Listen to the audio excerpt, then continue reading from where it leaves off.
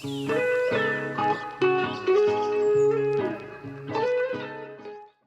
you so much for joining me. I have Letisha, who's back on the podcast again.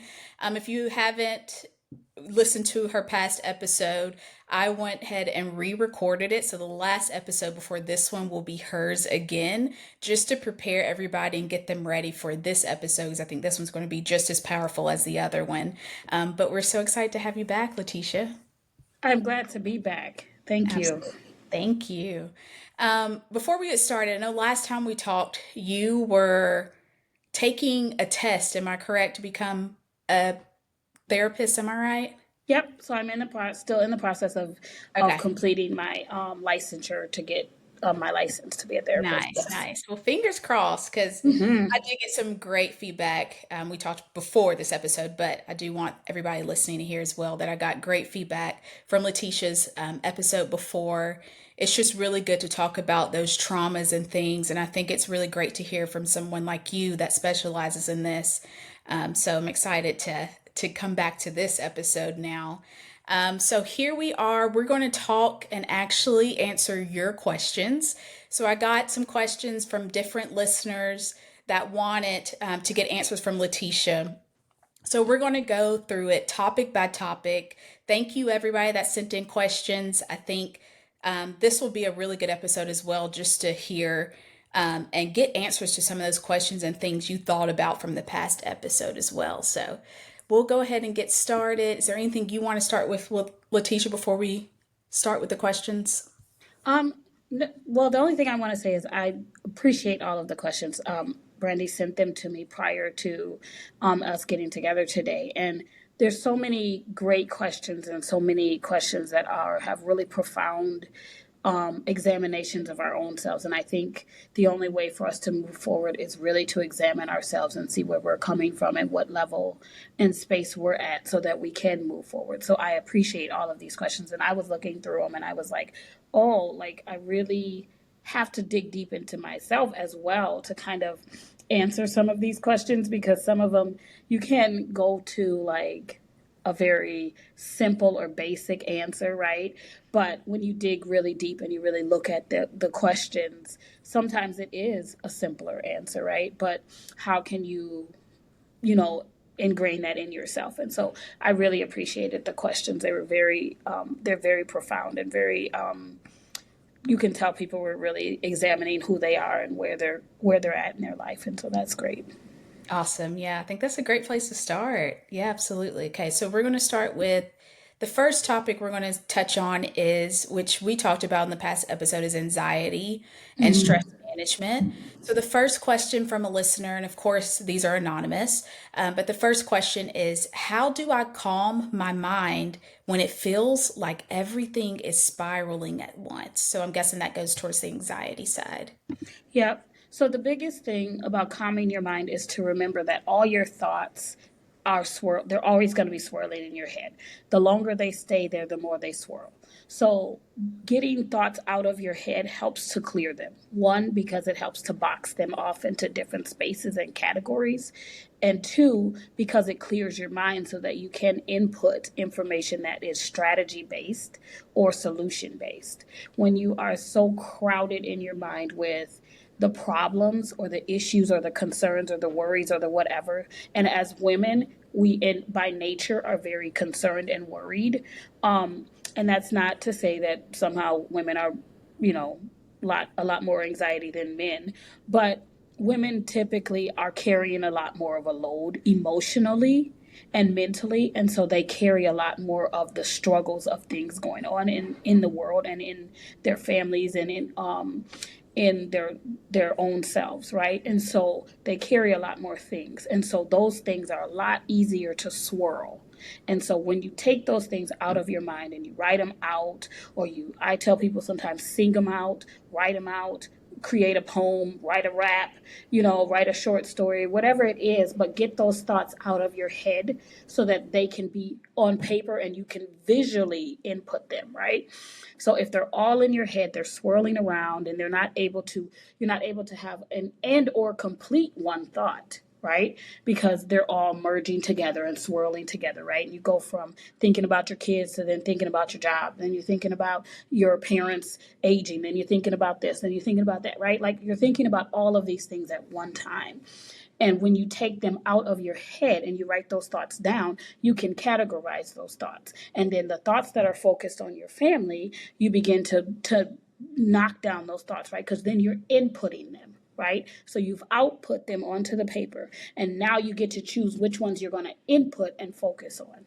And so when you're inputting information, just like if you're reading a paper, right? You input that information on that paper, right? You're putting that into your brain. So then you can function and navigate what that information is and how is being processed, right? Then you can really zero in on what those thoughts are and what the things are that are really pressing and really important, as opposed to thinking that everything is important, right? Making a dentist appointment is not as important necessarily as something you might have to do, something else you might have to do, right? But when it's swirling with everything else, it becomes a very stressing thing, right? Oh, I have to make a dentist appointment, right? But you can put a dentist appointment off for weeks, right? It's not something that's pressing, right? But when it is swirling with all of the other thoughts, it seems like a very pressing thought. So you have to get those thoughts, that all of those thoughts in your head out. And then you can input the ones that are important, and you can categorize them and really put them back in by base of importance. Wow. That is such a good way to think about it because I know people that deal with anxiety and stress, and it's like kind of like their brain isn't organized. It's just Mm-hmm. like you said, everything is inputted into their mind.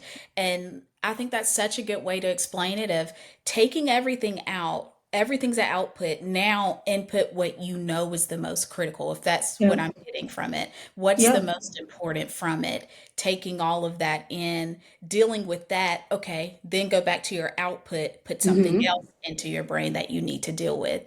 Because, like I said, I think with people that battle anxiety, just from what I've seen outside looking in, it's just everything just feels so like unorganized in their mind. And then Mm-hmm. it looks unorganized in their daily life and their Yep. habits.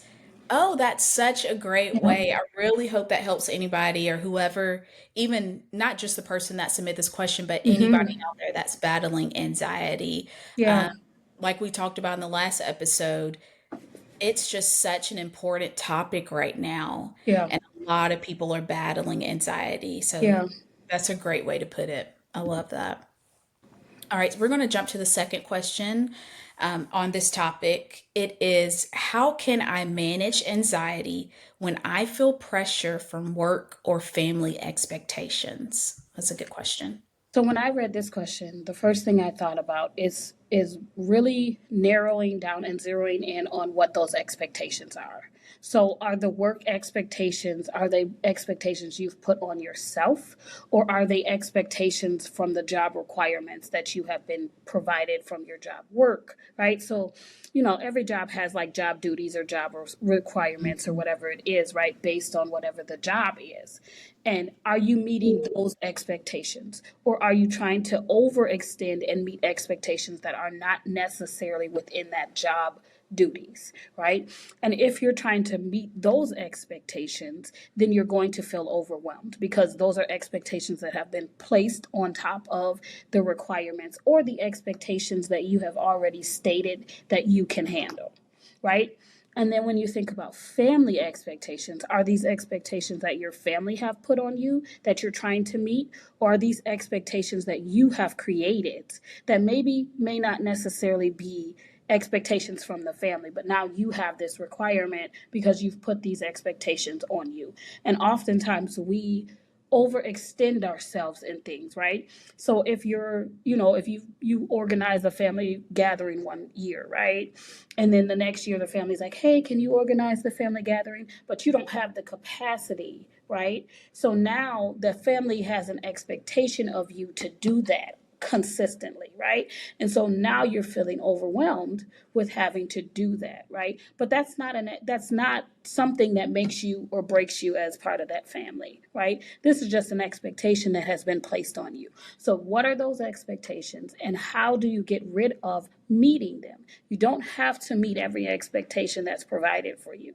You figure out what expectations are yours. What expectations are you in the capacity to meet, right? I can go to a job interview and say that I am qualified to do the job and all of those things, right? And go walk up in there and tell them I'm qualified to do this job. I have these qualifications that meet this job. But if I can't meet the expectations of that job, I'm going to be overwhelmed, right? And I'm going to be going to that job thinking I can do this, but I don't have the capacity to do it because I don't really know what I'm doing, right? And so when you take the expectations of other people off of you and you replace them with your goals, right? Take expectation out completely. Just what are the goals that you have for your work? What are the goals that you personally have for your family? And how are you meeting those goals? Because if you have goals personally for work and for your family, right? Showing up on time, doing the work to the best of your ability, managing, if you have a team, being able to manage your team successfully or whatever it looks like for work, right? If you have the goals, you already have those goals and you're meeting those goals, then expectations are things that you're putting on top of you. If your family is healthy, your family is whole, if you're, manager of the family, right? Moms typically are managers of the family. Dad typically is, provider of the family. That's just typical, right? Not always for every family, but typical. If that's the expectation, are you meeting these goals? And are these goals outside of goals that you have personally met, right? Or personally set for yourself? If these goals that or expectations, right, that you have are outside of your actual expectations and goals, reset the expectations. We get overwhelmed with expectations because they're high, right? When we set them at a goal that is obtainable, right? And even at your lowest, it's obtainable. And if that's the place that you're in, where even at your lowest you can obtain it, then you won't be overwhelmed or have anxiety with your expectations. Yeah, I think that's so powerful. I always think it's powerful to set goals, like you said. From a therapist perspective, how important is it for your clients to know, you know, to set a goal or priority? Important is that for you guys to explain to your clients? It's crucial because goals help you keep moving forward, right? If you don't have any goals or anything that you want to obtain in life, you don't have any motivation to do anything. So you have to have some level of goal. And the goal doesn't have to be extravagant, right? It can be the simplest goal as getting up in the morning, right? Getting up and getting out of the bed is a goal, right? And if you meet it, you celebrate that. If you don't meet it, you reset for the next time, right? But goals are simple. Goals don't have to be extravagant. They don't have to be overextended. They can be the simplest thing. If I made sure that my kids were fed today and that was my goal for the day, I met it, right? And so being able to set small intentional goals, right? And changing expectation, because expectation puts pressure. So change the expectation to a goal. This is a goal. This is something that I would love to do. This is something I want to meet for my family. This is something that I want to do for work, right? You set it as a goal. It takes away the pressure of the expectation, right? Because if somebody expects you to do something and you fail at doing it, you feel bad, right? But if you set a goal and you don't meet your goal, you give yourself the opportunity to reset. And so expectations oftentimes come from other people. Goals come from you. So, what is your goal, right? And what are their expectations? And are they lining up with each other? And if they're not, how do you adjust so that your goals and the expectations that maybe you are putting on yourself or your family is putting on you or work is putting on you? How can you line up your goals with those so that they match and meet so that you can have the motivation and feel successful in it and not feel anxiety to meet it? Yeah, wow. I love that. I love switching expectations to goals. I think it does definitely do something to you mentally to know, okay, if like you said, if this is a goal, okay, if I don't meet it when I want to meet it, it's okay. It's a goal. Mm-hmm. That means I still have time to get to where Yep. I want to be. Yeah, I Yep. think that's beautifully said. Yep. Okay, so we're going to move on to a different topic. The next topic we're going to talk about is self esteem and confidence. And one of our listeners sent in a question, and their question is, how can I stop being so critical of myself all the time? And I think this is a question for everybody. I think in the Yeah. age of social media, Yeah. it's so easy to compare yourself and to be Mm-hmm. so critical of yourself. If you see a picture of yourself online, it's so easy to zoom in and nitpick yourself. You're not even looking Mm-hmm. at anybody else. You're really just Yep. looking at what you look like. So I think this is a great question for everybody, a great answer for everybody to have. Yeah. I think if we spend our time criticizing what's wrong, we don't appreciate what's right.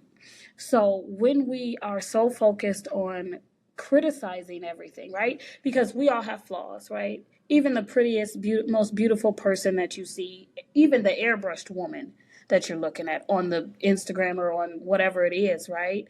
Even she has flaws, right? And if you really looked at her and really dug in deep, you'd see her flaws, right? So the thing that I'm saying is that when we think about criticizing ourselves, right, it's always going to be under the lens of negativity, right? When we are looking for things of improvement, right, we look for places where we can improve, right? Maybe you're not the weight that you'd like to be, right? And if you spend the time criticizing that, oh, I'm so fat, oh, I wish I was so skinny, oh, I wish I looked like her, oh, I wish I looked like this, I wish I wasn't this, right? You're spending a lot of time being negative, right? And that's bringing down your morale and your motivation to change. So when you think about criticizing, you have to stop criticizing and start creating a space where your flaws are acceptable, right? My flaws are acceptable to me, right? I know there are things about me that are not perfect, right? But I accept those because I know that not only am I not perfect, but the world is not perfect. People in the world are not perfect. People have flaws, people have issues, people have concerns, people have all of these things. You have to be in a place and think about your criticism as challenges, right? So changing that wording, right? Wording is so powerful. And the words that we use to talk about ourselves or to talk about other people or to compare ourselves to other people, right? Comparison is rooted in the lack of acceptance for ourselves, right? If I'm comparing myself to somebody else, it's because there's somewhere in me that I lack a comfort or an understanding of who that is, right? And I haven't gotten to the full acceptance or full understanding of that person, right? You're not going to be in a place that you want to be necessarily at the time that you want to be there, right? So it goes back to, like I was saying about goals, right? Criticism is rooted in expectation, right? It's rooted in your expectation of something. It's rooted in your value of yourself, right? Criticism is rooted in both of those things, right? When you have expectations, right? People criticize themselves about various things, right? It could be about where they're at in life, right? Like, I wish I were had a home. I wish I had this. I wish I had that. I wish I was farther in my education. I wish I, was married with kids, whatever it looks like, right? And you're not that. And so now you are attacking yourself because you haven't met that expectation. But that is an expectation that you put or someone else put on you, right? And when you drop that and you create it as a challenge, you give yourself an opportunity to embrace that challenge and meet that goal, right? So I embrace the challenge of dropping weight, right? I embrace the challenge of losing weight. So now what do I need to do that, right? And now you can set up your step-by-step goals to be able to do that. So you have to take criticism off of yourself, right? Take those expectations off of yourself so that you can stop doing that. And at the end of the day, you just have to stop doing it. Right? Like, you just have to stop doing it. It's very easy to do, right? Because you do it and then other people join in, right? It makes it even easier, right? Like, oh, I need to lose weight. Yeah, you probably could lose a couple of pounds, right? It's like, well, I wasn't expecting for you to come in and agree with me, right? Like I was expecting for you to say, you're beautiful, you love yourself, all those things, right? But you have to be that person for yourself. When you look at yourself in the mirror, you have to be able to say to yourself, despite all of the flaws, right? These are all the flaws that I have. Laying them all out. These are all the flaws that I have. These are all the challenges that I have. These are all the struggles that I'm dealing with, right? Laying them all out and then saying, what steps can I take and what goals can I have to meet the solution or have the solution for these challenges? How can I meet the goals of these challenges? And then start knocking them off one at a time. But you have to take criticism out of your mind. Yeah, I think it's so easy to compare yourself or to look in the mirror and point out every flaw and, like you said, do nothing about it, and just Mm-hmm. spend most of that time talking about that flaw rather than creating a plan of, okay, this is what I don't like about myself, this is something that I can change. Mm-hmm. Whether it's getting into shape and wanting to build more muscle, whatever it is, lose some weight, whatever it is, Mm-hmm. creating a plan is stops you from wasting the time of just Yep. talking about it. It really Yep. does. And I give think that's yourself time. great. Give Yeah. yourself time. Stop making everything in, microwave time, right? Like 90 minutes or less. Life doesn't work like that. It could be years from now before you meet that goal, right? But as long as you're motivated to do it, you'll meet it, right? Yeah. I mean, I went to school and it took me a long time to get through school, but I finished it. I Yeah. had the motivation and I had the goal, right? And there were things in life that happened and challenges and stuff like that that created a extension of that, but I still met that goal. And Mhm. so time is what you make it, right? It's Mhm. not going to be right now, right? But that doesn't necessarily that it means that it will never happen. So we have to take some of that pressure off of ourselves and give ourselves grace.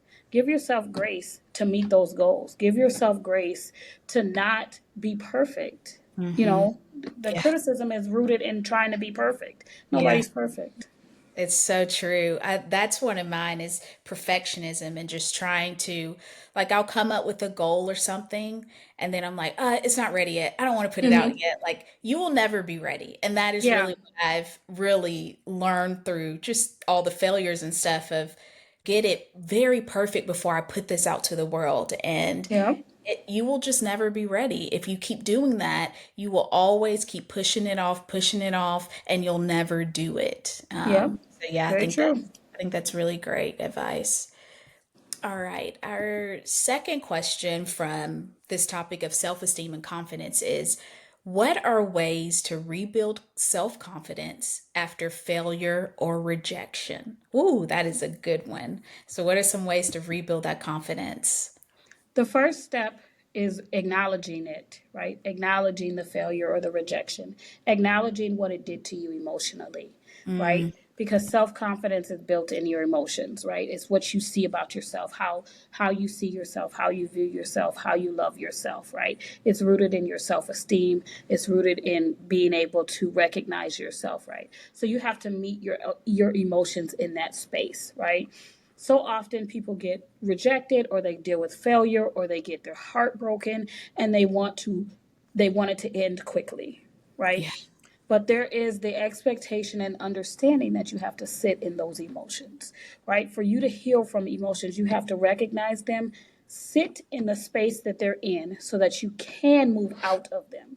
Otherwise, you're going to force yourself to move out of them and then they drag along with you because Mm, you're trying to go forward and those emotions come in. You don't recognize triggers from them and they just keep circling and circling and circling and circling and circling. So you never get to the level of self confidence that you had and or will have because you're focused on trying to navigate those emotions. So the biggest part is to be able to recognize the emotions, recognize your level that you're at, your base level that you're at, and then also recognize where your self-confidence was prior to the failure or rejection.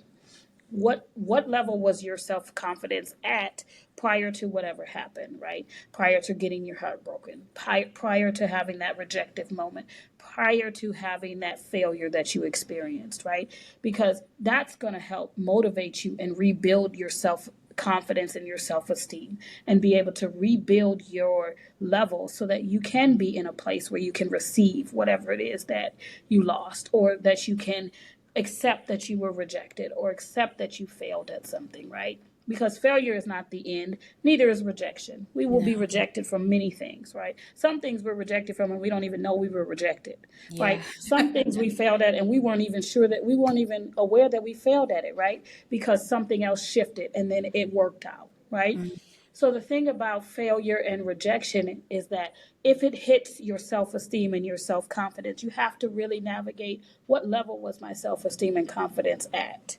And mm, how can I reset that, right? And what about those failures and those rejections can I look at as an opportunity for me to learn something, or for me to grow in something? Or why did that trigger me? Why did it trigger me yeah. to for it to impact me in my who I am as my character, right? Why did that thing impact me that way? Why did it trigger me to that point where now I feel like I am a failure, or I feel like I'm not worthy? Yeah. Where did that thing hit me, and why did it hit me there? What was my level of self confidence and self esteem prior to the failure or rejection? Yeah, because you're right. I mean, we're all and we've all experienced some type of rejection, Mm-hmm. but the way that you take it or the way that it makes you feel, if it makes you feel less than, that's something personal, it sounds like, Mm-hmm. and something you need to dig more into yourself to figure out, okay, there's something there that I don't like the way this feels. I don't Yeah. like how I'm talking to myself now after that rejection. All Yeah. right, let me dig into that more and figure that out. A Yep. follow-up question that I did have was, and I think this is a big question for a lot of people, and it's probably hard to answer, but when you're sitting in that rejection, when you're sitting in that, not rejection, excuse me, when you're sitting in that hard place, like you said, when you go through something, you have to sit within that. And I totally believe that 100%. I think a lot of people try and rush the time Mm-hmm. that they're Absolutely. sitting in that. Mm-hmm. So, what would you speak to of how long would you say for someone to really sit into that, or how do they know that they've really sat in it, healed from it, and moved on? Like, what are some things that they should be feeling? It depends on how intentional they are, right? Because there are people who sit in their emotions and they sit in them for a long time, right? Hmm. There are people who sit in their emotions and it doesn't take them long, right? So one is recognizing the emotion first. Recognize what the emotion is, right? If it's sadness, what is it rooted in? If it's anger, what is it rooted in? Right? Figuring out what it's rooted in, so then you can figure out why you're triggered by it, Yeah. and then you can begin to heal from it. But if you can't recognize what it is and why you're triggered by it, you won't be able to heal from it. It will Mm, just carry on with you, and you will drag it along with you in every situation and every life challenge or life journey that you go on. It will carry with you. One, because you are seeing everything through that lens. So if the emotion is pain, right? If you're feeling pain and you're feeling hurt or sadness from maybe being rejected, or you started a business and the business didn't go successful, so now you're feeling failure, right? mm, And so now you're hurt by that failure, or you're sad by that failure, or you're embarrassed by that failure, right? If you don't sit in that embarrassment and say, yes, it was very embarrassing, and yes, I did fail, and these are the reasons why I failed, right? mm. So, really understanding what the emotion is that you're sitting in. What are the things that created that emotion, right? What are the things that trigger that emotion? And how can I come out of that? And what things do I need to give myself grace or time to work through? Because otherwise, you're going to be going through the next thing that you do in life through that lens of that thing that hurt, right? You know, people who get into a car accident and they don't get back in the car ever, Yeah. right? And every Yeah. time, or if they do get in the car, every time they get in the car, they're bracing for an accident to happen, right? That's a person who's never sat in that emotion, never understood the trigger from it, and never healed from it. So you can do it. You just have to be able to sit in it, figure out what the things are that happened, right? What things was it that I was doing or wasn't doing that I needed to be doing? And how can I reset so that I can do those things next time? Wow. Yeah. I think that's really good, especially giving yourself grace through it all. I think when you're sitting through something, it's so easy to be so hard on yourself and so Yeah. critical, back to that other question, and really just looking at your life so negatively instead of giving yourself grace within that time. Because we will all inevitably battle something in life, and we all Mm-hmm. probably have at this time in our life. Yeah. So I think it's really important to know that and to give yourself grace through that. I love that you said that. Yeah. Also, I was going to say, get a friend, you know, get Yeah, a trusted friend, someone who can be there with you, someone who can support you, someone who yeah, understands where you've been or where you're going, someone who knows you, who can yeah, support you in that and can navigate through your triggers, right? Because you will be triggered by it, right? You might be triggered by that rejection or by that failure, right? You might be triggered the next time. You might not want to apply for that school because you didn't get in the last time, right? yeah, So that may be a trigger, right? You need somebody who can motivate you to say, let's give it another chance. It didn't work that time, but it might work this time, yeah. right? Oh, I Someone who can love help a you reset. yeah. I love somebody that can really motivate Mm-hmm. you and just kind of be an outlet. And Yeah. you really have to have that person. For me, it's my mom, to be honest. Like, I'll Mm-hmm. call her and I'm like, Yep. someday she knows when I'm just like, I'm struggling today. Yep. And I'll call and she's like, you okay? I'm like, no, not really. She's like, I knew, like, Yep. I knew you aren't. Yep. But it's good to have somebody to be able to vent Yep. to. And like you said, that can keep pushing you through and motivate you through those times. That is Mm-hmm. really good advice as well. Yep. I love that. All right, so well, that actually moves us into our next segment, which is actually our next topic is talking about relationships and Mm-hmm. communication. And one of our listeners sent in a question, and their question is, how do I set boundaries without feeling selfish or hurting someone? So when Boundaries I is read this very question, important. I am big on boundaries. I love this question. yes, me too. When I read this question, I instantly was like, I reverted back to this book that I had read.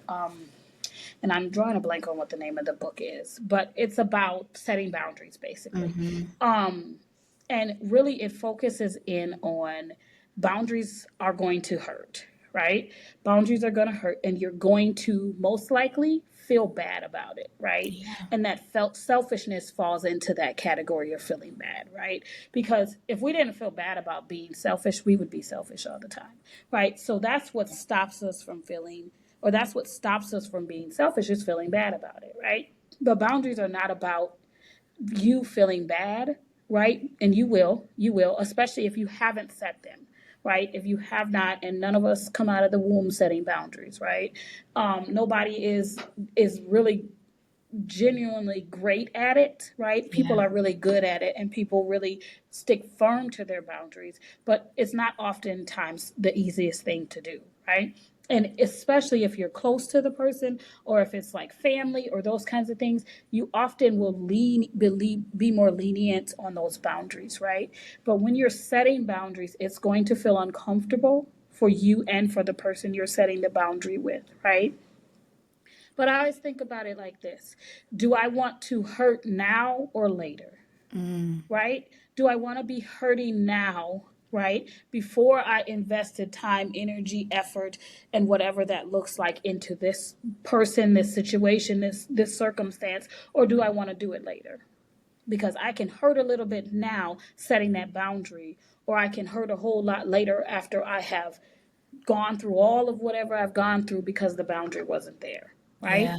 And the boundary I always use, that's a very simple one, is setting a boundary for me at night. So like I don't take phone calls after 10, right? That's a hmm, boundary. I mean, it's not necessarily my boundary, but it's a simple boundary. Don't take phone calls after 10 o'clock, right? I then also don't call people after 10 o'clock because I know that that's a boundary that I have, right? And boundaries are for you. So boundaries are for you as the person, right? They protect you, but they also keep the other person aware of where your standards lie, right? Yeah. So I'm not going to take phone calls after 10. If you call me after 10, this is going to be my response, right? This is Yeah. going to be the consequence that you receive, right? And those are that's a boundary, right? So what is the thing? What are you what is the thing you're setting, right? What is the consequence? And remembering that many times people set consequences that they're not going to keep, right? And or they set the consequence knowing that if that consequence happened, they're going to hurt somebody, Yeah. right?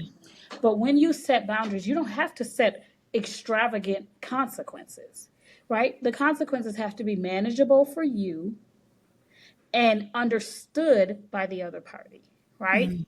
So that when that party, when and if that party steps over that boundary, they know that they're clear about stepping over it, right?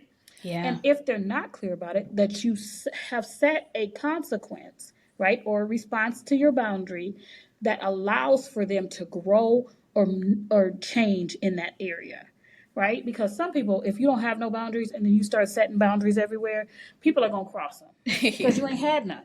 Right? You Yeah. didn't have any boundaries, so people are going to walk all over those boundaries in the very beginning. But if you can have consequences or responses to those boundaries that allow for that person to grow, right? Mhm. Allow for you to give that person or lend that person grace, right? Like if Yeah. you call me after 10 o'clock, I'm never talking to you again. It's not a realistic consequence Yeah. for the boundary, Yeah. right? So the consequence might be, I'm gonna, block you at 10 o'clock, right? Like you're not gonna be able to call me after 10, and I will resume your ability to call me at 6 o'clock or 7 o'clock, whatever it looks like, right? And that's just the basic one. But whatever Mhm. the consequence is, it has to be something that you can manage and that at the lowest level you can manage it. Not, if the person walks all over that over and over again, you can still manage it and not feel terrible about yourself, Yeah. right? So boundaries are about you, and then they're about being able to navigate another person around how they can behave with you, around you, or toward you. Yeah, And so they're going to hurt. I think they're so good to have, but I love that you made people aware that it's not going to feel good to set a Mm-mm. boundary. It's uncomfortable. Like you Very. said, it is. You feel bad for doing it, but Mm-hmm. it's like you're doing the right thing, but you feel bad for doing it. So Yep. I'm so glad that you spoke to that because I think a lot of people that want to set a boundary or try in the beginning and then don't hold up to it, they're like, Mm-hmm. I don't know if this is what I should be doing. I don't feel comfortable with it. But like you said, Yeah. it's not comfortable at It's all. very uncomfortable, Yeah, it's especially very when it's family. Especially when it's exactly. family or when Yeah. it's close friends, it's very uncomfortable. Yeah. But boundaries save you from a lot of things happening and from Yeah. a lot of things, from being involved in and embraced in a lot of things. It protects you from those. And that's what boundaries are intended to do, is to Yeah. keep you in a place where you feel confident in yourself. Somebody's yelling at you and you say, my boundary is, I don't yell at people and I don't want people yelling at me, right? That's a boundary. Yeah. And if you yell at me, we're going to be done talking, right? That's a Yeah. boundary. That's a response to the boundary, right? And so if that person does that, which people often do, right? When you set that boundary, people often do that, right? Mhm. You then are able to say, now remember, we talked about this. I'm going to be done talking now because you have raised your voice at me. We can resume a conversation later, but right now, we're going to have to be done, Yeah. right? I And think that feels it's very uncomfortable, it is very right? Yes, uncomfortable, but yes. I think it's showing also, and you said this also, but it just shows that, this is what I know I deserve this, and I know that I Mm-hmm. deserve someone to not yell at me, and I know that we can have a nice conversation without someone raising their voice. And Absolutely. this is where I am. This is how I want you to respect me or treat me. I think it's Yep. really just showing and exuding that a lot. Yep. Yeah. But I love that you said it's not easy and it's No. not comfortable at all, Oh no. but it is It's never necessary. comfortable. Yeah. And it does hurt. And it will Yes. it will Yeah. feel like you're being selfish. But do you want to hurt now, or do you want to, hurt a little bit now or hurt a whole lot later?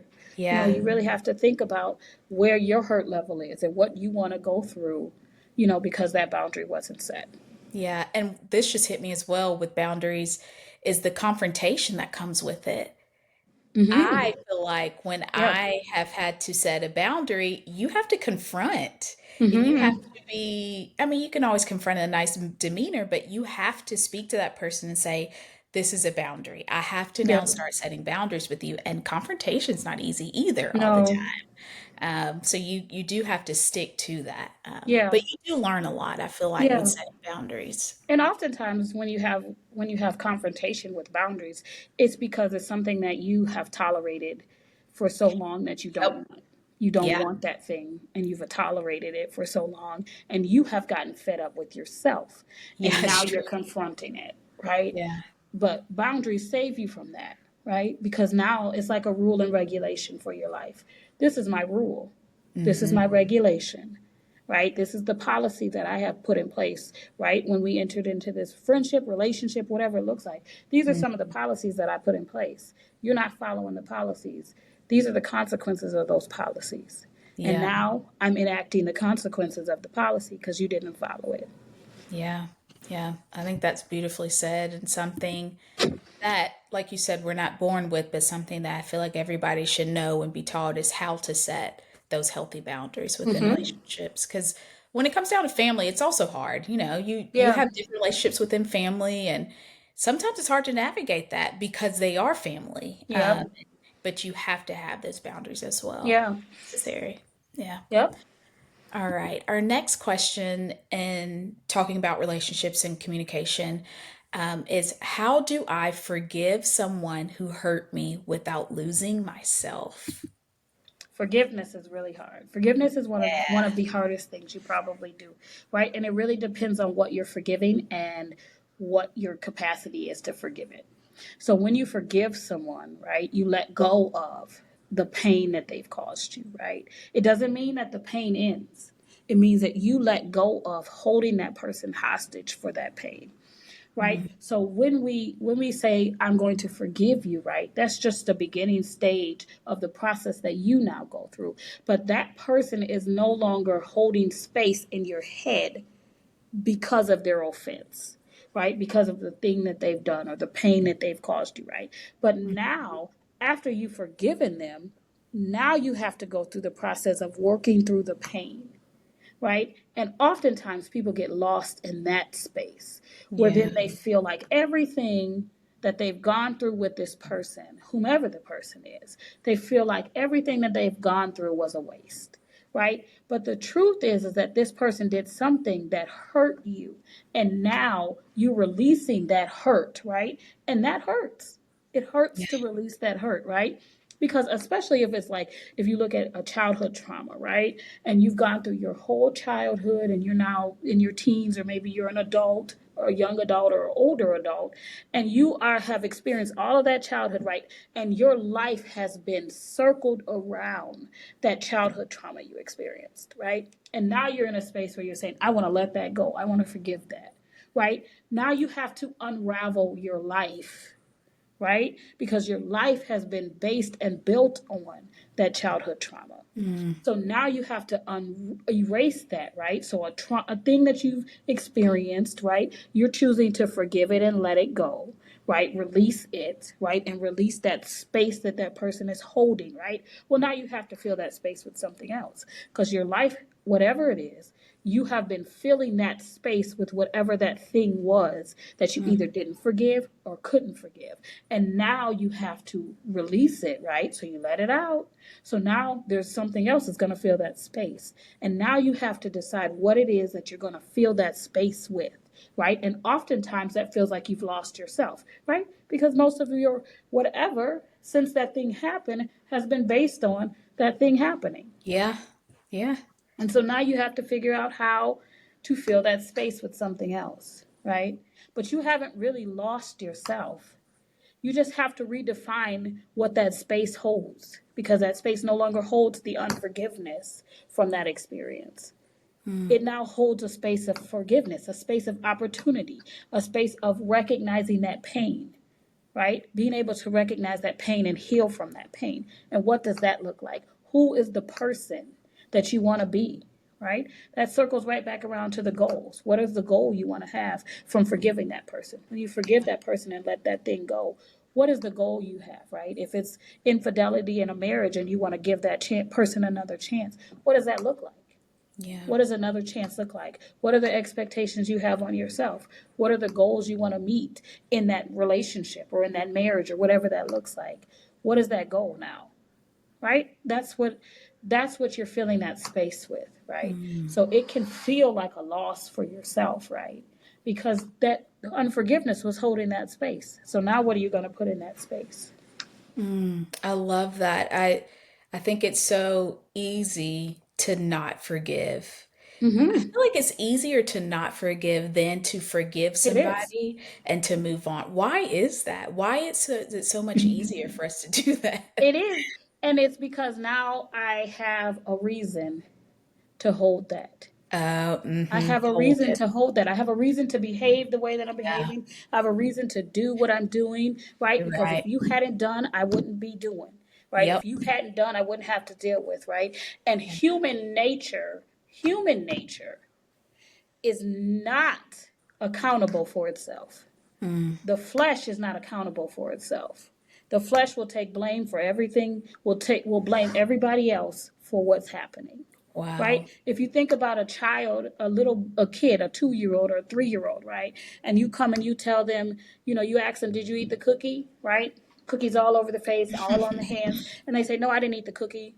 Timmy ate it. Right? Yeah, They're blaming Timmy for it. Or the cookie jumped in my mouth. Right? I didn't eat it. The cookie yeah, jumped in there, right? And crawled down my throat, right? They take every opportunity not to take ownership, right? But forgiveness requires you to take ownership for your behavior, for mm, your response to the offense that has happened to you, and for your healing. If yeah, I can sit here and say that you did that to me, and if you hadn't done that to me, then I wouldn't have to deal with, right? yeah, I'm not taking accountability for my behavior, right? I'm not taking accountability for my own healing process. I'm blaming you for being unhealed and unable to be able to recognize the pain that I'm in, right? That's your fault. But in yeah, actuality, when we forgive somebody, we release that their responsibility to it. Now we have to deal with the responsibility of it. And it feels overwhelming. And it feels like now I have to recognize that I'm a little, I need some healing, right? Like yeah. I need some work to be done with me. And now I have to take that next step and take that action. And that is why it's so hard. And that is why it's so easy to remain in unforgiveness. Because I don't want to take accountability for my process of healing. And I don't So want to I do can the blame you. work. Yeah, Mm-hmm. yeah. Wow. Yeah, that's a hard topic and one I think a lot of people deal with is forgiving. And it's a life lesson I feel like everybody goes through in some Mm-hmm. capacity is Absolutely. forgiveness. Yeah, Yeah. and how to forgive. My parents have always, which I understand now that I'm older, but my parents have always talked to me and my sisters about forgiveness and what that means and why you should forgive. And it's more Mm-hmm. for you than for that person. Yeah. It's for Yeah. your own healing so you can move forward and move on in life. Um, Yep. and I've seen people in life that haven't forgiven something and they keep bringing that thing up and you know about it and you hear it every time you're Yeah. around them. Like you can probably say it with them in the way that they say it every time. You Yep. know what it is. Yep. And my parents have definitely taught us through that, like, that's not what you want to become because it holds Yeah. you back more than you Yeah. moving forward and moving out of Because that. that's the lens. That's the lens that you live Yeah. your life through. Yeah. Good Mm-hmm. lesson. I love that question. All right. Mm-hmm. Now we want to move into the topic that is also very important, but talking about grief, loss, and life transitions. So the Mm-hmm. first topic, or sorry, the first question we'll talk about on this topic is how do I cope when life doesn't go the way I plan? Talking about life transitions.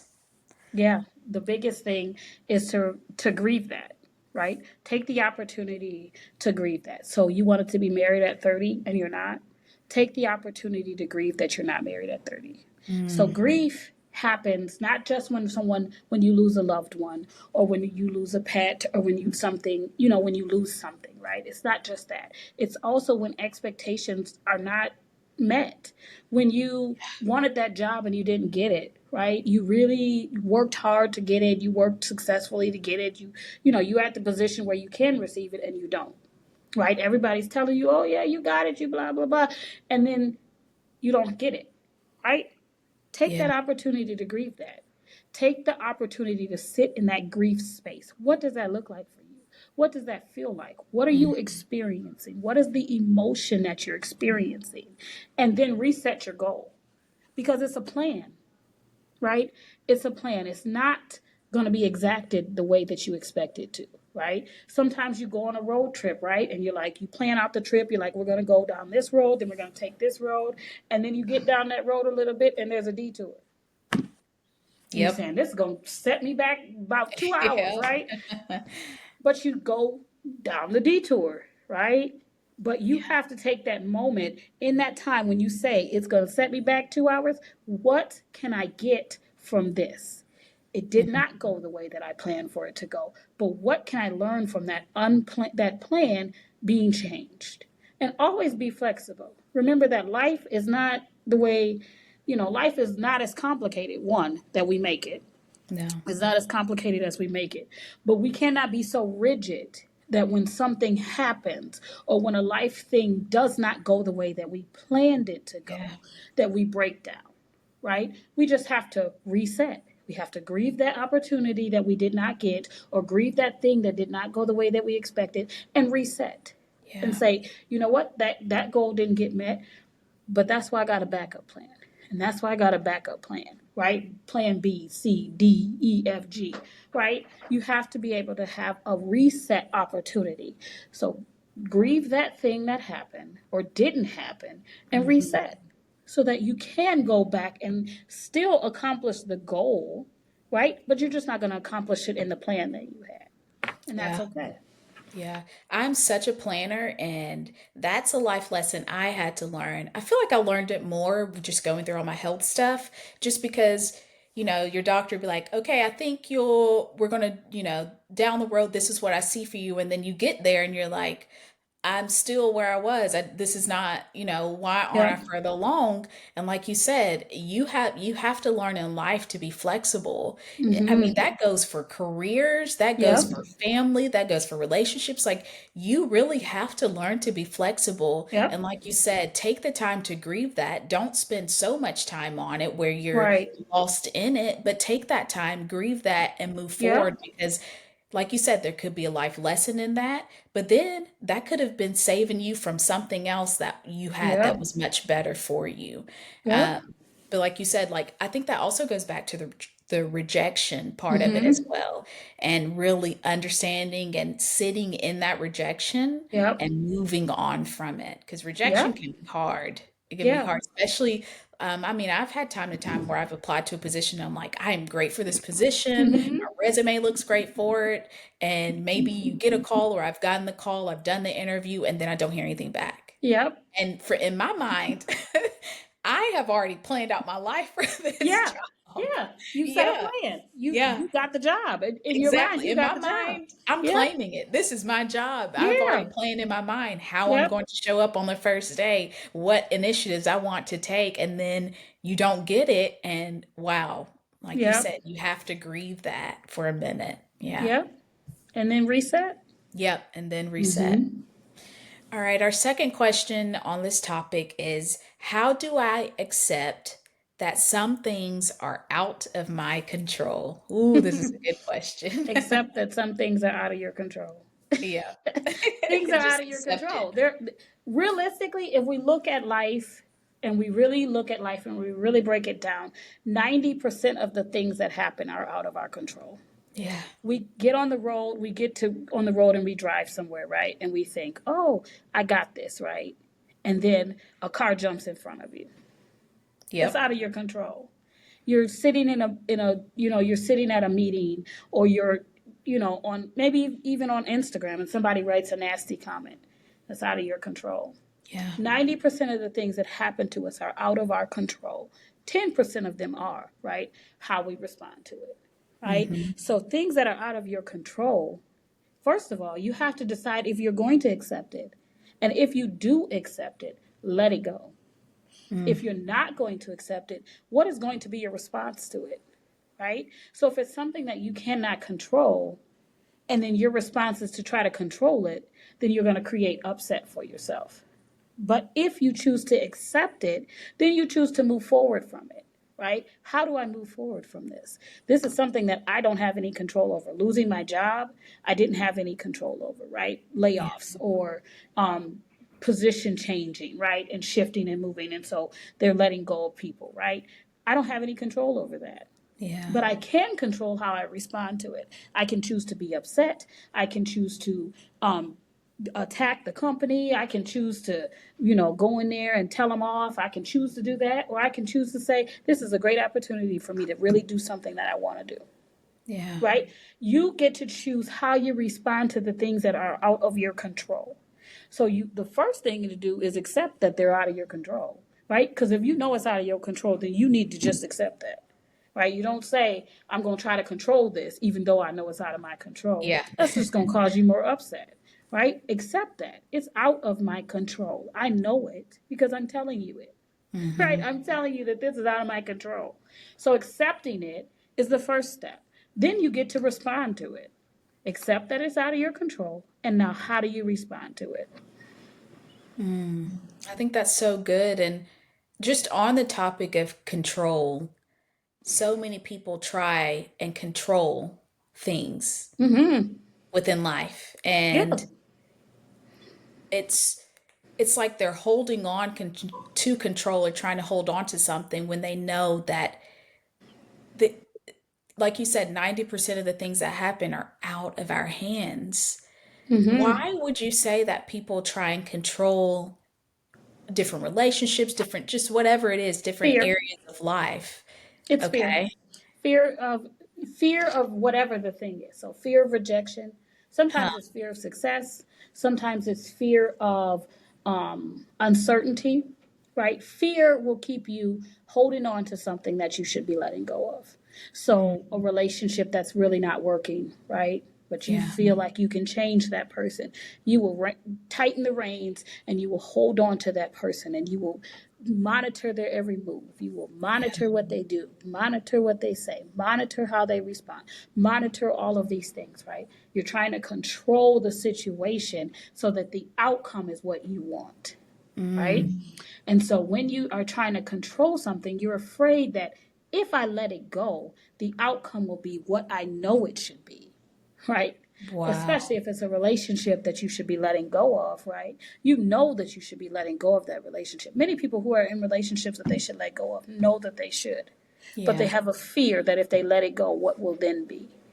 Mm, wow. That is so good. I think I've just seen that. You see that in life of people trying to hold on to things.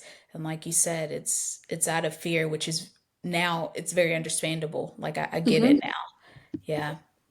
Yeah. All right. Now we're going to jump to the topic of self-care and emotional regulation. And a question that was submitted was, how do I start taking care of myself when I always put others first? Put yourself on the list. Yeah. So find a place on that list and put yourself on it. Write yourself. I tell people who like are very task oriented or very family focused, I tell them to write themselves in the calendar. So if you have a calendar or you have tasks that you need to do, write yourself in that calendar. Write Hmm. yourself in that task. And if it's 5 minutes, 10 minutes, 15 minutes, 20 minutes, I just need to take a walk for myself, right? Write that in your calendar. Yeah. Write that in your space so that you can commandeer that space with the thing that you need to do for you. Because if you can't do the things that you need to do for you, everybody else is getting secondary behavior. Yep. Even though you think you're putting them first, everybody else is second on the list Yeah. because yourself is not getting what it needs. So everybody else is getting a mediocre level of who you are because you're not putting yourself in a place that can rejuvenate you to be able to give out. So you have to be able to find that space and put it in your calendar. Put it in your work calendar, put it in your home calendar, put it in your family calendar. create, maybe it's a weekly dentist appointment or a monthly dentist appointment or whatever, right? Doctor's appointment, I mean, put it in there. Write Yeah. it in there as a monthly doctor's appointment, right? It will trick your mind into thinking that we have to do something that is important, right? Which Yeah. self care is, but it's a self care opportunity. So, doctor's appointment. I'm going to go to get my nails done. I'm going to Mm-hmm. go to the spa. I'm going to take a 30-minute walk. Whatever it looks like, right? Write in the appointment, write in a note. Allows you to do the appointment, right? Because your brain thinks this is very vital, right? And then you can do the self care. Wow. I think it's such a great habit to start. And while you were talking, it also made me think of moms, new Mm-hmm. moms, moms that are just starting their family or have really Absolutely. young kids. It's so hard in their mind to put themselves first. But Mm-hmm. like you said, if they do that, then everybody else gets the best of them because they're putting Yeah. themselves first. But start that habit. Yeah. And it could be And something small, like you said, yeah. walking. Yeah, Yeah. and it's a task. You have to look at it as a task Yeah. because it's not going to become a pleasure until it becomes something that you do consistently. And if Yeah. it's something that you never do, it's going to be hard for you to see it as a pleasure until you create it as a task. Mm-hmm. I love that. Because Yeah. most people are task oriented. People that don't have self care issues or have self care or do things for themselves. They're oftentimes task oriented people. Yeah. Yeah. So plan it out. Hmm. Make it something like you said that you're going to do, whether weekly, monthly, or whatever it may be. Yeah. Okay, our next question is, what are practical ways to manage emotions when I feel stuck in sadness or anger? When I read this question, I instantly thought of what is causing the sadness or the anger. So what is the root of those feelings, right? Because those feelings are actually the same feeling. Mm, There's just two different responses. So sadness can oftentimes come from hurt, right? But anger can also come from hurt. So mm, what is the root of the sadness or the anger? Right? So how do you feel? What is the actual root cause of it?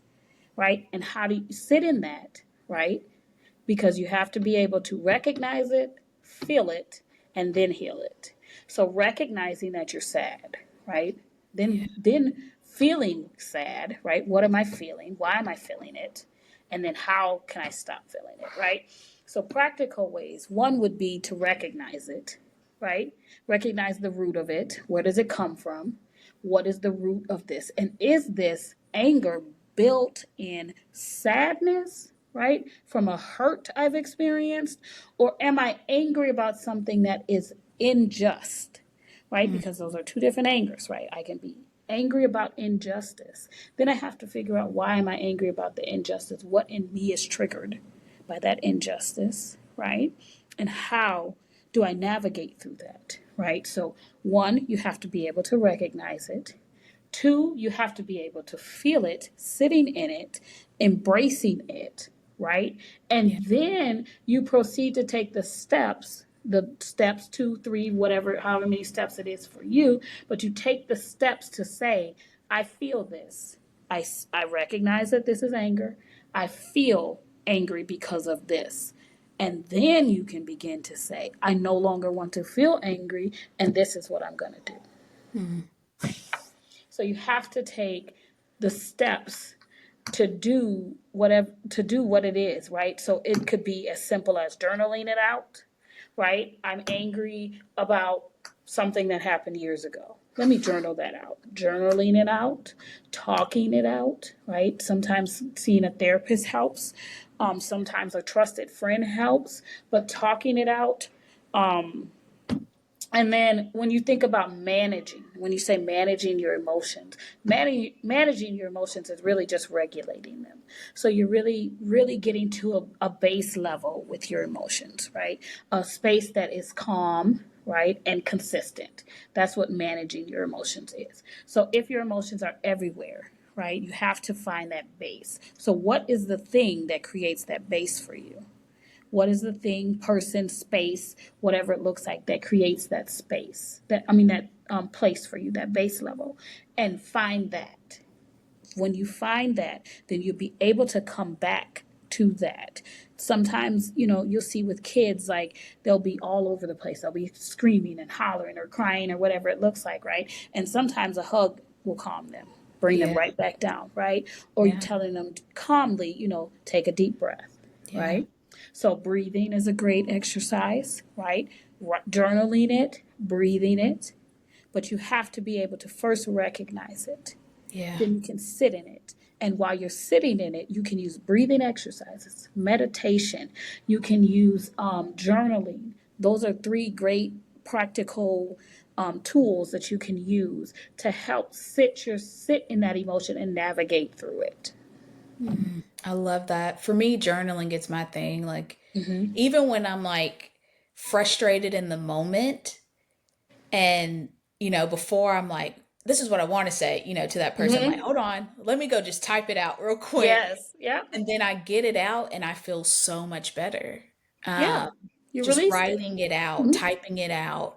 Sometimes I'll just type it out in my notes app and delete it afterwards, Yeah. but just getting it out how I'm feeling, because Yep. that's really, I feel like sometimes the emotions that you feel around that time are really you. It's rooted in Yeah. you. And you can't Mm-hmm. always show up in a relationship like that. You can't always No. show up to a person with that angry, bitter Right. feeling.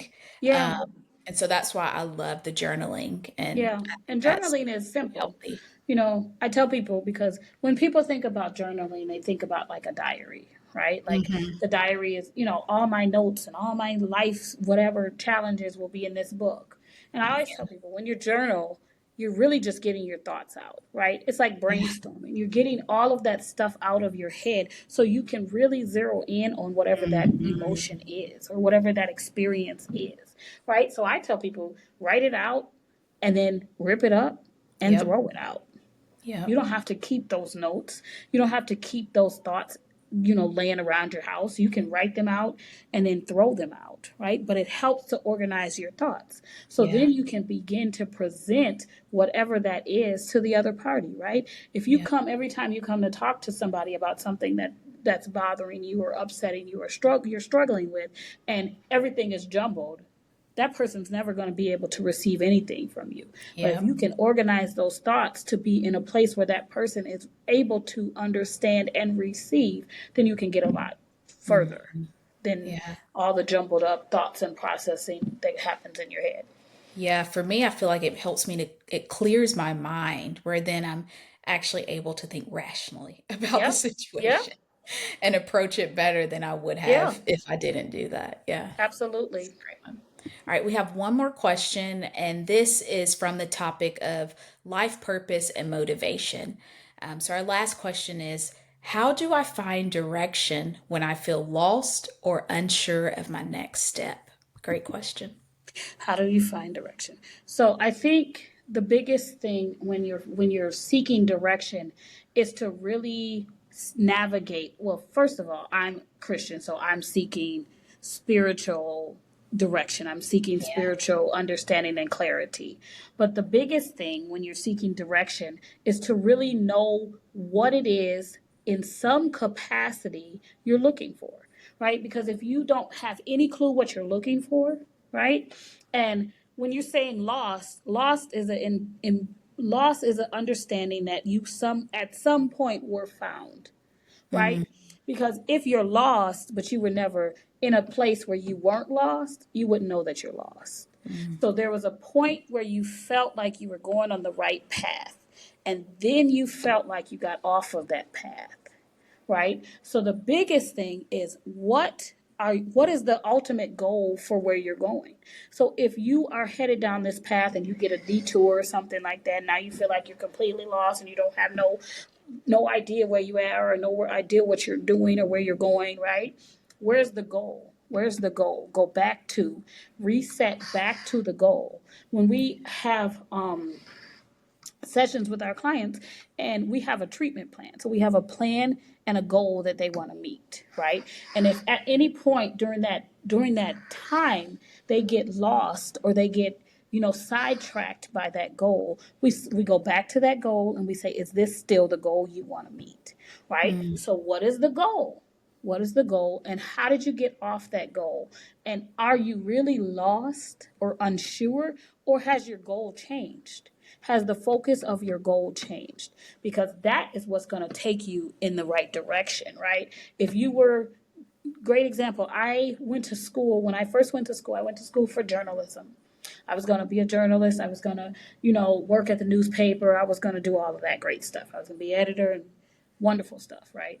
At some point, that no longer was the path that I wanted to mm, take. I had to reset and I had to find a different path that helped me and aligned me with the goal that I actually have, right? The direction that I actually need to be going in, right? The purpose that I'm here for, right? So yeah. oftentimes why we can't find the right direction is because we don't know what the purpose is. Mm, So find what your purpose is. What is your purpose for being here? What is your purpose or your goal, right? That will help you navigate to the right direction. that's so true. That's so good. Yeah. I feel like in life, we have probably all had our own goal that we've set for ourselves. But like you said, then you get into life and you find your passion and your purpose and what you're meant to do here in the world. And that goal changes. Yeah. And it's okay. Yep. Yeah. I Yeah. love that. It's absolutely okay. And Yeah. it happens. It's going to happen many times in life. We're Yeah. going to have goals that we set and Yeah. or expectations or be heading in a direction, excuse me, and it needs to change, right? That thing is not the next step. And get off of the trajectory of every step has to be met, because sometimes you skip a step.